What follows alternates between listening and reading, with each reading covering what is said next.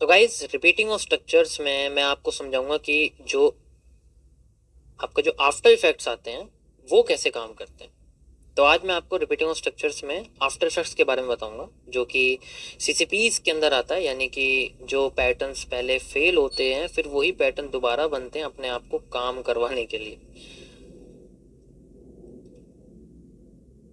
सो जो आरओएस का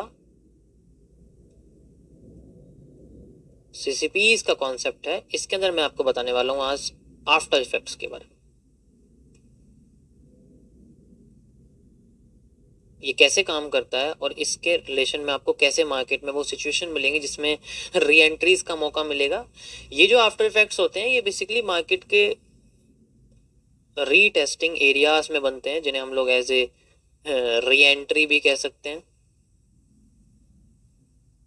उनमें ज्यादातर हमें दिखाई देते हैं।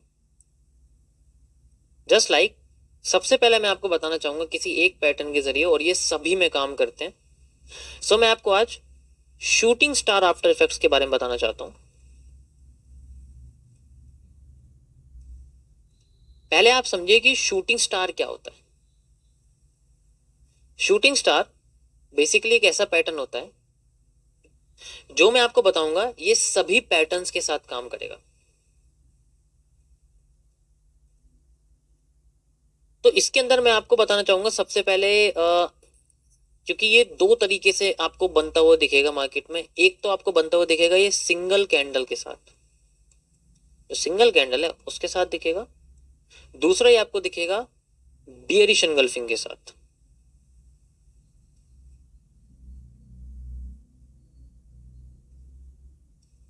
सिंगल कैंडल में क्या होगा कि ये तो डायरेक्ट चलो दिख जाएगा, हमें कोई इशू नहीं है उसमें कि डायरेक्ट सिंगल कैंडल में हमें दिख जाएगा। ये बनता कैसे है, चार तरीके के आपको शूटिंग स्टार देखने को मिलेंगे।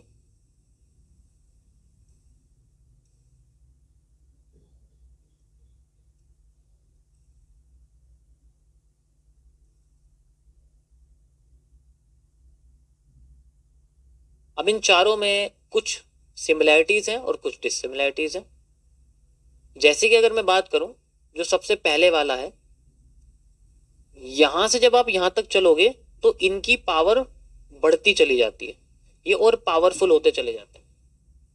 तो यानी कि सबसे पावरफुल शूटिंग स्टार कौन सा होगा, जिसकी ऊपर की लाइन लंबी होगी, जिसकी नीचे की लाइन भी होगी, और जिसकी बॉडी भी मोटी होगी। एक तरह से आप इसको कह सकते हो कि जिसकी बॉडी जितनी छोटी होती चली जाएगी वो उतना कम पावरफुल होता चला जाएगा। तो जब हम लोग मार्केट में इस तरीके से शूटिंग स्टार को बनता हुआ देखेंगे तो ये क्या हो जाएंगे, वीक होते चले जाएंगे, ये और कमजोर होते चले जाते हैं। तो ये जितना ज्यादा बनेगा ये उतना पावरफुल होगा। इसके बाद की जो नेक्स्ट कैंडल है वो उतनी लंबी बनती चली जाएगी, और जितना छोटा होता चला जाएगा, जस्ट लाइक ऐसे होता होता ये अपने आप को ऐसे ही कर देगा। तो अब तो ये क्या बन गया, ये तो एक डोजी बन गया ना।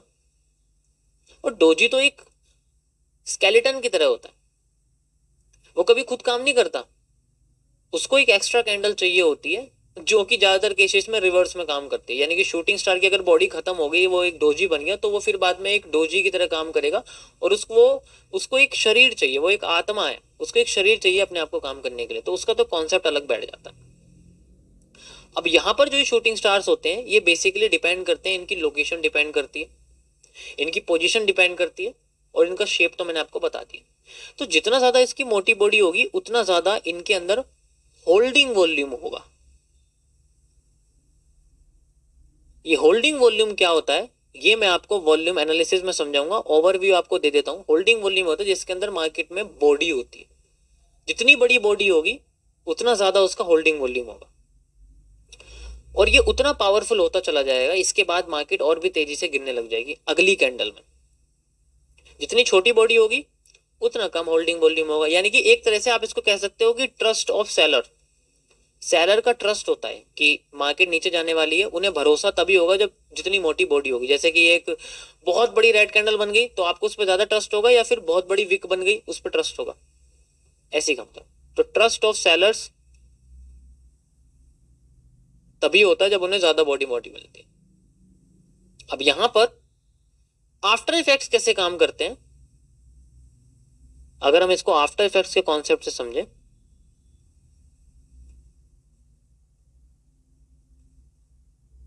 सबसे पहले आप ये समझिए कि इसी तरीके से इन्वर्टेड हैमर काम करता है, इसी तरीके से आपका हैंगिंग मैन काम करता है, और इसी तरीके से आपका हैमर काम करता है। तो सब में आपको इसी तरीके से पोजीशन दिखेंगे और सबकी कैरेक्टरिस्टिक्स एक ही है। बस अगर हैंगिंग मैन होगा तो उसकी नीचे की लाइन लंबी हो जाएगी, ऊपर की लाइन छोटी हो जाएगी।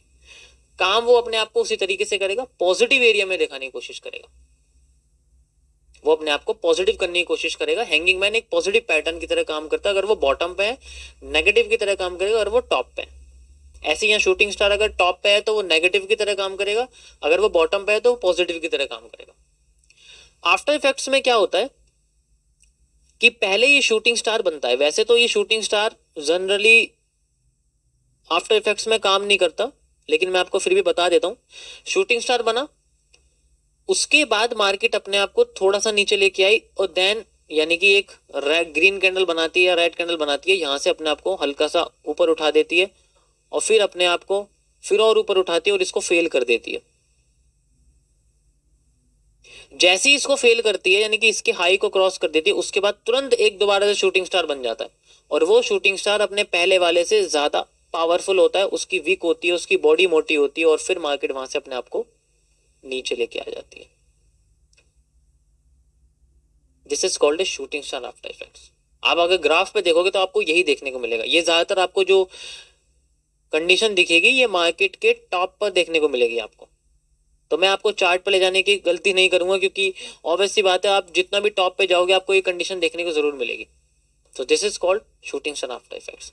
इसी तरीके से अगर मैं आपको डबल कैंडल के बारे में बताऊं जो कि है बेरिश एंगल्फिंग का, तो बेरिश एंगल्फिंग में क्या होता है, एक रेड कैंडल आपको देखने को मिलेगी और वो थोड़ी सी बड़ी होगी, यानी कि इतनी बड़ी होगी वो रेड कैंडल, इस तरीके से आपको देखने को मिलेगी। और उससे पहले एक ग्रीन कैंडल दिखेगी आपको जिसको मार्केट 50% से ज्यादा रेड कैंडल के थ्रू एनगल्फ कर रही है, यानी कि इसकी बॉडी 50% से लंबी होनी चाहिए तभी ज्यादा होगी। अब जिस पोजीशन को हम लोग बोलते हैं बेरिश एनगल्फिंग, और ये बेरिश एनगल्फिंग बेसिकली इन दोनों को अगर आप कंबाइन कर दोगे तो आपके सामने एक पावरफुल शूटिंग स्टार का पैटर्न दिखेगा। इस तरीके से मार्केट में आपको शूटिंग स्टार का पैटर्न दिखेगा, यहां से लेके ऐसे करके यहां तक, and you have a shooting star. तो बेरिश एनगल्फिंग के अंदर एक शूटिंग स्टार छुपा रहता है और ये बहुत पावरफुल होता है, लेकिन ये पावरफुल तभी होगा जब उसकी शेप कुछ ऐसी होगी जैसे कि मैंने आपको 4 शूटिंग स्टार बना के देखा, उनमें से कोई एक शेप होगी और ये मार्केट के किसी की लेवल पर अगर ये होगा तो ही काम करेगा, जो कि हो सकते हैं कोई ऑर्डर ब्लॉक हो सकता है,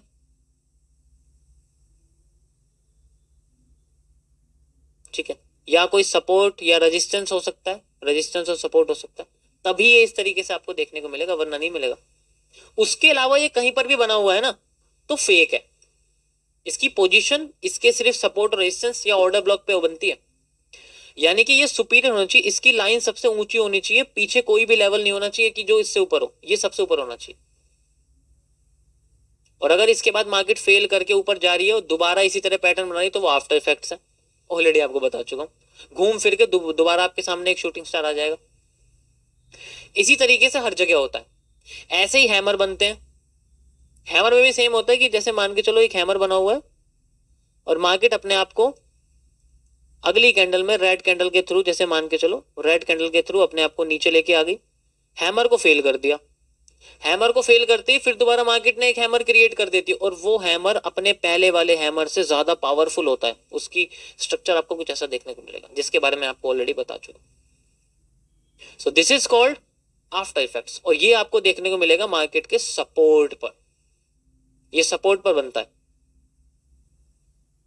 तो this is A after effects. ये बहुत पावरफुल कॉन्सेप्ट है, अगर आपने इसको समझ लिया तो मार्केट में जितने भी रिवर्सल्स आएंगे वो आपको समझ में आने लग जाएंगे। रिपीटिंग ऑफ स्ट्रक्चर्स में एक टॉपिक और ऐड होता है जिसमें अगर मान लीजिए कि अगर आफ्टर इफेक्ट्स होने से बच जाए तो वो किस तरीके से काम करता है, तो मैं आपको इसमें यही बताने वाला हूँ, ध्यान से समझिएगा। सो ये रिपीटिंग ऑफ स्ट्रक्चर का एक नेक्स्ट कॉन्सेप्ट है that is known as the गैपिज्म।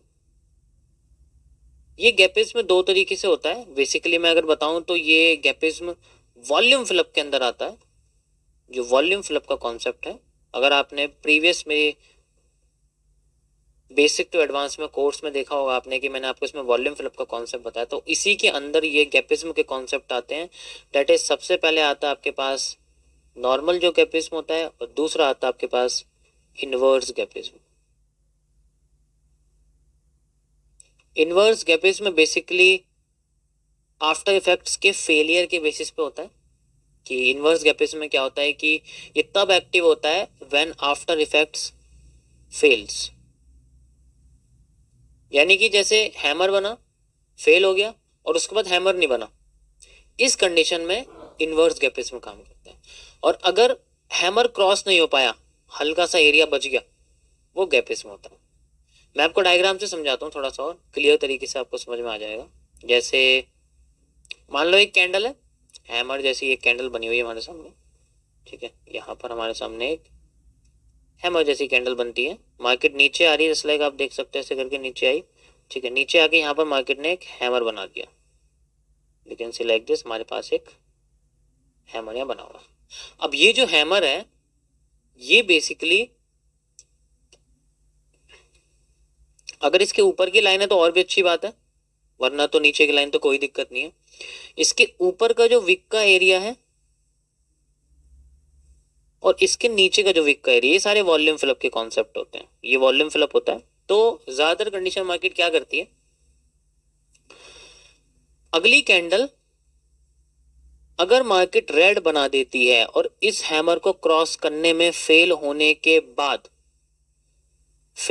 बाद देखो इतना वॉल्यूम तो फिल कर ही दिया इसने, है ना, ये तो वॉल्यूम फिल हो ही चुका है, you can see like this. ये वाला बच गया है, ये नहीं हो पाया। तो अगर ये इस जगह पर यहीं से ही रिवर्स करके हैमर को क्रॉस कर देती है, वैसे तो यहाँ पर एक बुलिश एंगल्फिंग का पैटर्न इनिशिएट हो जाता है, ये एक बुलिश एंगल्फिंग का पैटर्न बन जाता है, you can see like this. ये एक ग्रीन कलर की कैंडल है जो नीचे के गैप को यानी कि इस हैमर को फेल करने की बजाय इसके ऊपर के वॉल्यूम को फिल कर देती है, ये तो वॉल्यूम फिलअप हो जाता है। और ये आफ्टर इफेक्ट्स भी नहीं है। तो यहाँ जो नीचे का हिस्सा ये बचता है आपके सामने, जो नीचे का ये वाला जो हिस्सा ये बच के बाहर निकलता है इस हैमर का, इस गैप को हम लोग बोलते हैं gapism. It is known as the gapism. अब ये बड़ा पावरफुल एरिया होता है, ये इतना पावरफुल एरिया होता है कि मार्केट इसको रिवर्स करने आती जरूर है, लेकिन बहुत ऊपर जाने के बाद। गैपिज्म सबसे पावरफुल कॉन्सेप्ट है इस रिलेशन का, क्योंकि ये रियल बनता ही ऐसी जगह पे जब मार्केट किसी सपोर्ट पर होती है या किसी रेजिस्टेंस लेवल पे होती है। ये तब बहुत एक्यूरेट बन के मार्केट में बाहर आपको देखने को मिलेगा। इसी तरीके से अगर मार्केट ऊपर का फिलअप ना करके नीचे का फिलअप कर देती है तो फिर गैपिज्म ऊपर बन जाता है। एंट्री एरियाज होते हैं ये जितने भी ग्रीन कैंडल, जैसे यहाँ ग्रीन कैंडल है, मैं आपको इसका और साफ सुथरा सा स्ट्रक्चर बना के दिखाता हूँ। जस्ट लाइक ये हैमर है आपके सामने, यहाँ पर एक रेड कैंडल बनती है और फिर यहीं से ग्रीन कैंडल बन के हैमर को क्रॉस कर देती है ऊपर की साइड से। तो ये तो रेड कैंडल हो गया मेरे सामने, ये एरिया जो हो गया मेरे सामने गैपिज्म का एरिया बन चुका है, ये गैपिज्म बन गया and market will boost from this area. So ये गैपिज्म है। ये तब बनता है जब मार्केट के इस बुलिश कैंडल के बॉटम का एरिया क्रॉस होने से मार्केट छोड़ देती है। यहाँ क्रॉस नहीं होना चाहिए कैंडल, अगर क्रॉस होगा तो आफ्टर इफेक्ट्स हो जाएगा ना। अगर यहाँ शेडो बन गई ना इसमें, तो ये गैपिज्म नहीं है, अब ये आफ्टर इफेक्ट्स है। मतलब अब यहां पर अगर ऊपर से ये सब कर देती है, जैसे यही कंडीशन अगर ऊपर से हो जाए, यहां पर एक हैमर बना हुआ है, इसके ऊपर की लाइन है और इसकी नीचे की लाइन। देखो कभी कभी तुम्हें ऊपर की लाइन नहीं मिलेगी, कोई दिक्कत नहीं, उससे कोई फर्क नहीं पड़ता, वो तो बस आपको एक एरिया पता लगेगा। उसके बाद एक रेड कैंडल नीचे बनती है, you can say like this, और फिर बाद में यहां पर आपके सामने एक ग्रीन कैंडल बनती है, और ग्रीन कैंडल बनने के बाद मार्केट इस हैमर के ऊपर वाले अंदर के रीजन में ही रह जाती है, अब वो क्रॉस नहीं करती है।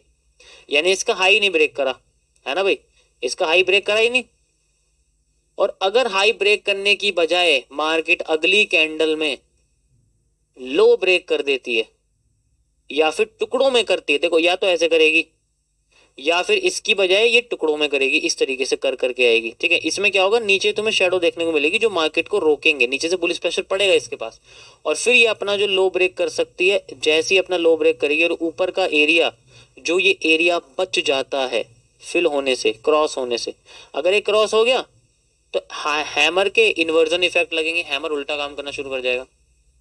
Then now this area is known as the inverse gapis. अब मार्केट उल्टा फ्लोट करना शुरू कर जाएगी यहाँ से, जैसे ये करेगी ना उल्टा फ्लोट कर, तो ये तो रेड कैंडल्स होंगी हमारे सामने, और ये बड़ी सी ग्रीन रेड कैंडल भी बन सकती है या टुकड़ों में बन सकती है, दोनों में से कोई सी पॉसिबिलिटी हो सकता है। इसमें जनरली क्या होता है, नीचे की साइड की शेडो ज्यादा लंबी आती है और जैसे ही क्रॉस कर देती है फिर ऊपर की आने लग जाती है। क्यों?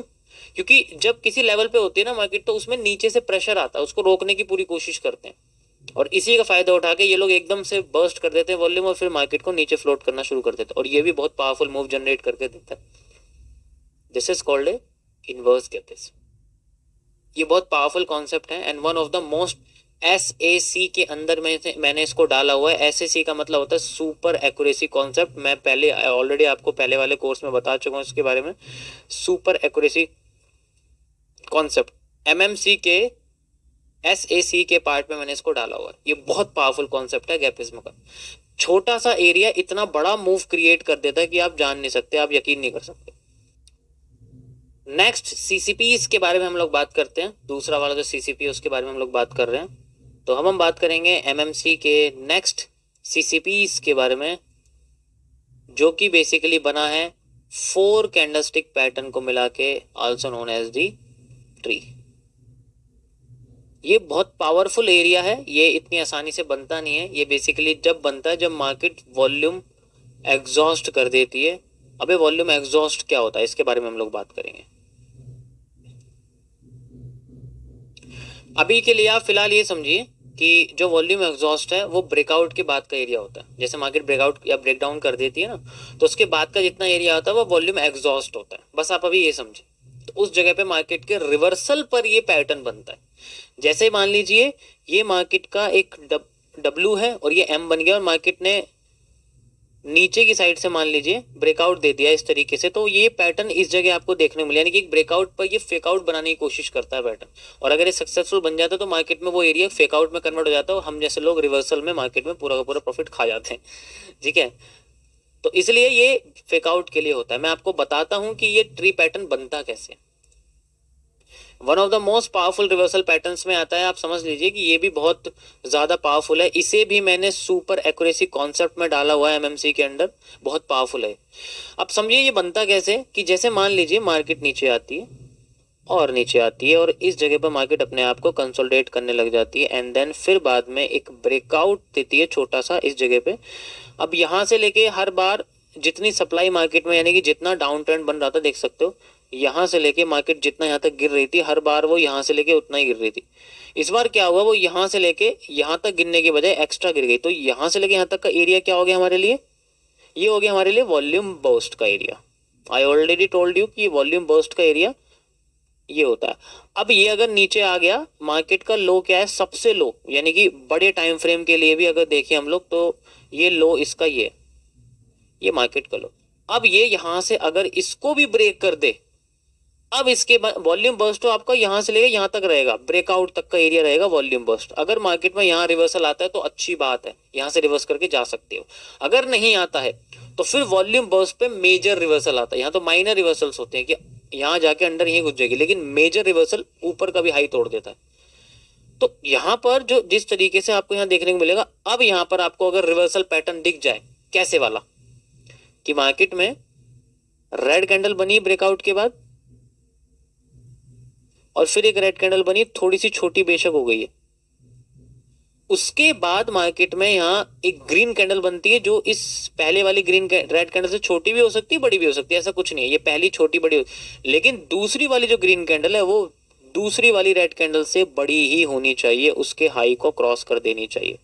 जैसे इसको क्रॉस करेगी, ये 4CP का पैटर्न एक रिवर्सल एरिया क्रिएट कर देगा और अपने आप को दोबारा से उसी स्ट्रक्चर के अंदर घुमा देगा and then will break the high, ये हाई ब्रेक कर देता है and it is called as the tree. ये बेसिकली रिवर्सल पैदा करने के लिए होता है। अगर ये पैटर्न दिख जाए तो आप समझ सकते हो कि मार्केट में हमें बहुत पावरफुल यहाँ से फेक आउट देखने को मिल सकता है। It generally works on the fake out of the market, this is called tree. इसी तरीके से रिवर्स होता है। ऊपर की साइड अगर देखोगे सेल साइड में तो ग्रीन कैंडल छोटी हो जाएंगी, रेड कैंडल बड़ी हो जाएंगी, फिर वो नीचे की साइड इसी तरीके से करेगा। तो दोनों साइड में सेम होता है। छोटा सा टॉपिक है, बहुत पावरफुल है। चाहे तो मैं आपको उसको चार्ट पे दिखा देता हूँ।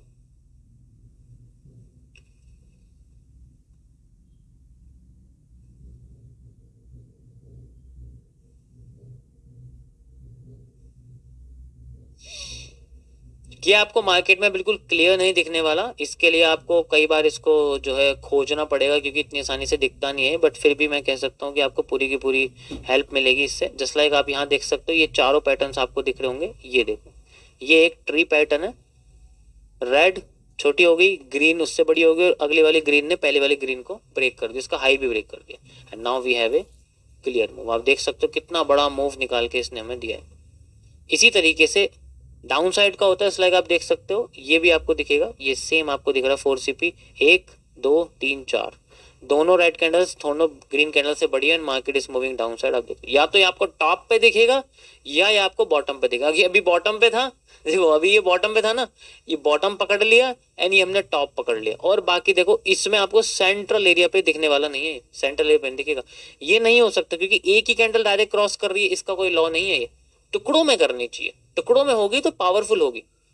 एक कैंडल गिर रही है तो वो गुस्से में गिर रही है, तो वो अनपावरफुल हो सकती है। Got it? सो ये है गाइस ट्री पैटर्न। इसको आप देख सकते हो, बहुत बढ़िया सुपर एक्यूरेसी कॉन्सेप्ट के अंदर इसको मैंने डाला हुआ है। ये बहुत ज्यादा पावरफुल है and makes the market up trend easily and down trend. Okay, just like आप ये देख सकते हो, ये देखो कितना अच्छा ये 4CP यहाँ बना हुआ है। यहाँ से अगर आप देखोगे इसको, ये इसके बाद मार्केट यहाँ तक पहुंची भी नहीं है and then booms like this. इसके बाद सीधे यहाँ तक मार्केट। बाकी सप्लाई डिमांड इसमें आपको यूज ही करने हैं, वो मैं आपको और एक्यूरेट करके नेक्स्ट लेक्चर में बताता हूँ।